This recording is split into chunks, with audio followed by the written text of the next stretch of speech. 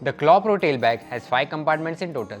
A large primary compartment accessible from top with a dedicated inner waterproof liner. 2 side compartments, one on each side, accessible through separate zippers and with their own dedicated inner waterproof liners. And 2 quick access pockets, one on each side of the bag for smaller items. Also, the dividers between the main compartment and side compartments are removable. All of this together gives you a lot of freedom on choosing how you want to pack and arrange the gear in your Claw Pro.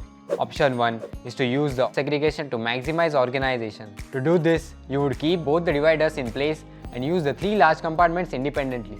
For example, you can use the main compartment for your clothes and electronics while using one side of pocket for footwear and other smaller gear and the other one for your chargers, cables and other ancillary gear. Option 2 is to remove any one divider to create a large combined compartment on one side while keeping the other side separate. This gives you more space to combine luggage or to carry something oddly shaped while still using the other side pocket for footwear or things that you need quick access to immediately after a ride. Toilet kit, a change of clothes and a light towel.